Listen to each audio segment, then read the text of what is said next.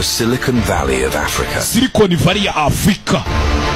Kagame didn't just want to rebuild Rwanda. Ntabwo yashakaga kubaka u Rwanda gusa byonyine ya. Wanted to redefine it. Yashakaga ko u Rwanda rutandukana n'ibindi bihugu. A nation that wasn't just surviving, but igihugu cyacu ntikibe cya gihugu tuvuga ngo kiri kurokoka, ahubwo kibe cya gihugu kiri guhangana n'ibindi. Compete on the global. Igihugu cyagenda kigahangana ku rwego rw'isi. He turned Rwanda into a laboratory of innovation. U Rwanda arangije ararufata aruhindura nk'igicumbi cy'ubushakashatsi n'ikoranabuhanga.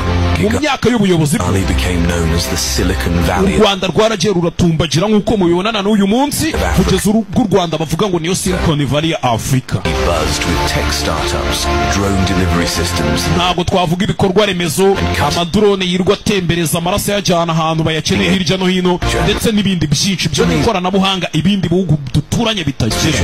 Kureba kure kwe Rwanda into a global leader. Byatumye u Rwanda ruhinduka igihugu gisa nkaho kiyoboye ibindi hafi muri Afrika mu ikoranabuhanga n'iterambere. Kagahugu kitwaga gatoya, agahugu kari karangiritse, agahugu katari gafite ikintu na kimwe gashoboye. Katangiye gukora ibintu bitangaje, abantu bose barumirwa. Ahari wenda guhinduka gutya abantu ntibabibonye uko byagendaga, ariko byaje kuba kandi birakuba.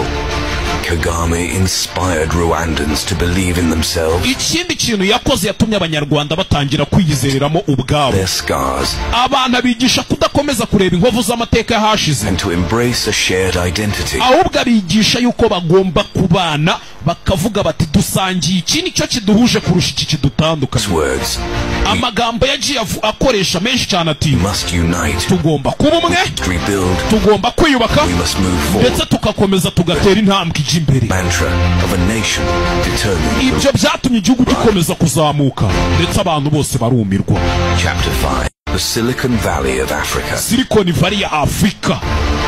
Kagame didn't just want to rebuild Rwanda. Ntabwo yashakaga kubaka u Rwanda gusa byonyine ya. Wanted to redefine it. Yashakaga ko u Rwanda rutandukana n'ibindi bihugu. A nation that wasn't just surviving, but igihugu cyacu ntikibe cya gihugu tuvuga ngo kiri kurokoka, ahubwo kibe cya gihugu kiri guhangana n'ibindi. Compete on the global. Igihugu cyagenda kigahangana ku rwego rw'isi. He turned Rwanda into a laboratory of innovation. U Rwanda arangije ararufata aruhindura nk'igicumbi cy'ubushakashatsi n'ikoranabuhanga. Mu myaka y'ubuyobozi became known as the Silicon Valley. U Rwanda rwaragiye ruratumbagira nk'uko mubibonana n'uyu munsi, kugeza u Rwanda bavuga ngo niyo Silicon Valley ya Afrika. He buzzed with tech startups, drone delivery systems. Ntabwo twavuga ibikorwa remezo, amadrone yirwa atembereza amaraso yajyana ahantu bayakeneye hirya no hino, ndetse n'ibindi byinshi byo n'ikoranabuhanga ibindi bihugu duturanye bitagira. Kureba kure kwe Rwanda into a global leader. Byatumye u Rwanda ruhinduka igihugu gisa nkaho kiyoboye ibindi hafi muri Afrika mu ikoranabuhanga n'iterambere. Kagahugu kitwaga gatoya, agahugu kari karangiritse, agahugu katari gafite ikintu na kimwe gashoboye. Katangiye gukora ibintu bitangaje, abantu bose barumirwa.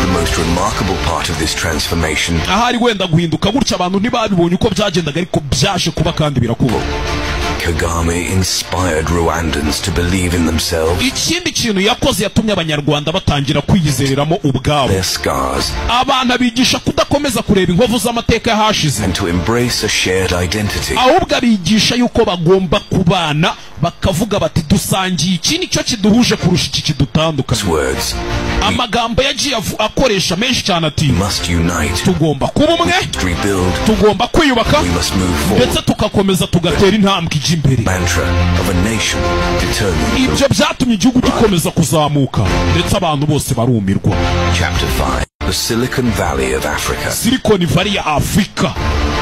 Kagame didn't just want to rebuild Rwanda. Ntabwo yashakaga kubaka u Rwanda gusa byonyine ya. Wanted to redefine it. Yashakaga ko u Rwanda rutandukana n'ibindi bihugu. A nation that wasn't just surviving, but igihugu cyacu ntikibe cya gihugu tuvuga ngo kiri kurokoka, ahubwo kibe cya gihugu kiri guhangana n'ibindi. Compete on the global. Igihugu cyagenda kigahangana ku rwego rw'isi. He turned Rwanda into a laboratory of innovation. U Rwanda arangije ararufata aruhindura nk'igicumbi cy'ubushakashatsi n'ikoranabuhanga. Mu myaka y'ubuyobozi bwe u Rwanda rwaragiye ruratumbagira nk'uko mubibonana n'uyu munsi kugeza ubwo u Rwanda bavuga ngo niyo Silicon Valley ya Afrika. Ntabwo twavuga ibikorwa remezo, amadrone yirwa atembereza amaraso yajyana ahantu bayakeneye hirya no hino, ndetse n'ibindi byinshi byo mu ikoranabuhanga ibindi bihugu duturanye bitagira. Tureba kure kwe byatumye u Rwanda ruhinduka igihugu gisa nkaho kiyoboye ibindi hafi muri Afrika mu ikoranabuhanga n'iterambere. Kagahugu kitwaga gatoya, agahugu kari karangiritse, agahugu katari gafite ikintu na kimwe gashoboye, katangiye gukora ibintu bitangaje abantu bose